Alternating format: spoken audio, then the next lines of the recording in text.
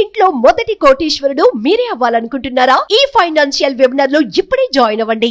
మనకి ఏంటంటే మన జీవితాన్ని మార్చేవాడు ఎవడు అనుకున్నప్పుడు ఎన్నో రకాల అన్వేషణ చేస్తున్నప్పుడు మనకు తెలిసినంత మట్టి జ్ఞానానికి అంటే మన పరిసరాలు కావచ్చు, మన చుట్టుపక్కల ప్రదేశాలు కావచ్చు, మనకు తెలిసిన వాళ్ళు ఏమంటారంటే ఒక పని చేస్తావా పలానా ఈ దగ్గర పోతే ఏదో ఒకటి నీకు సొల్యూషన్ ఇస్తాడు.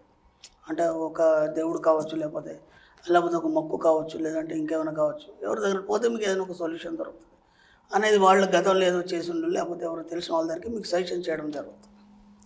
అది మన నిజంగా సక్సెస్ అవుతుందా లేదా, అది ఎంతవరకు సక్సెస్ అవుతుంది అంటే ఒక తాయితు కానీ, ఒక యంత్రం కానీ, ఒక దేవుడు కానీ, ఒక పూజ కానీ మీ జీవితాన్ని మార్చలేడు.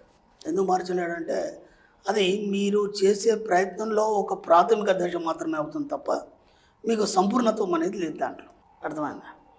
కాబట్టి మీరేమనుకుంటున్నారంటే అక్కడికి వెళ్ళిన తర్వాత నా జీవితం మీద మారబోతుంది, అతను ఏదో సలహా ఇస్తాడు, ఏదో చేయబోతాడు అని ఒక ఆలోచన ద్వారా మీరు అక్కడికి వెళ్ళడం జరుగుతుంది. నా దగ్గరికి ఒక క్లయింట్ వచ్చాడు, మంచి ఎడ్యుకేటెడ్, వెల్ ఎడ్యుకేటెడ్. నేను ఈయన ఏం అవసరం వచ్చింది చూస్తే బాగానే ఉన్నాడు, మంచిగా ఇదిగా ఉన్నాడు, హైట్ పర్సనాలిటీ చూస్తే అసలు ఆయనకి ఏం సమస్య అన్నట్టు లేదు, ఆయనకి హెల్తీగా ఉన్నాడు. మళ్ళీ సార్ చెప్పండి సార్ అన్నాను. కానీ ఆయన పెద్ద ఆయన, నాకంటే పెద్ద ఆయన, బుక్ తీసి ముందు పెట్టాడు నా టేబుల్ మీద. ఏం బుక్ సార్ ఇది అన్నాను.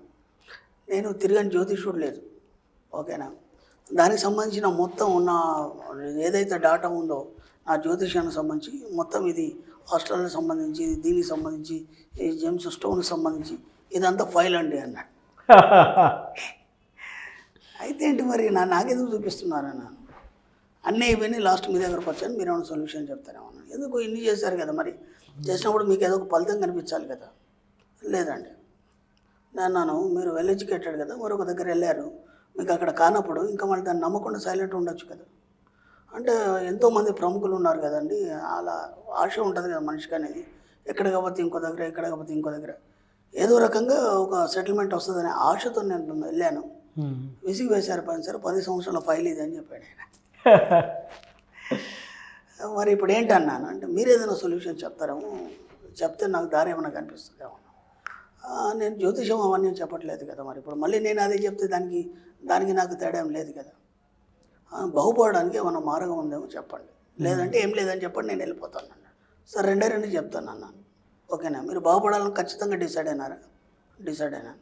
ముందు దీన్ని కాల్ చేయండి అని చెప్పేసి, ఫైల్ని కాల్ చేయండి, ఫైల్ని కాల్ చేయండి, సీరియస్గా చెప్పాను. అదేంటి సార్, ముందు కాల్ చేయండి.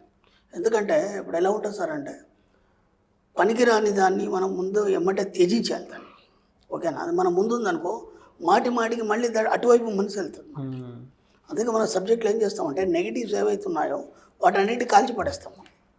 ఎంటర్నల్గా మనం ఇంత చెప్పుకున్నాం, మనం ఎలా బంద్ చేయాలి, ఏం చేయాలి అవన్నీ. ఇదంతా నెగిటివే కదా. ఎవడు నీ జీవితాన్ని పాజిటివ్ చెప్తాడు? నీకు ఇలా ఉంది, అలా ఉంది, శాంతులు పూజలు చేసుకొని చెప్తారు తప్ప ఎక్కడ కూడా నీ ఈ బ్రైట్ ఫ్యూచర్ ఉంది, ఇక్కడ నువ్వు బాగుంటావని చెప్పు.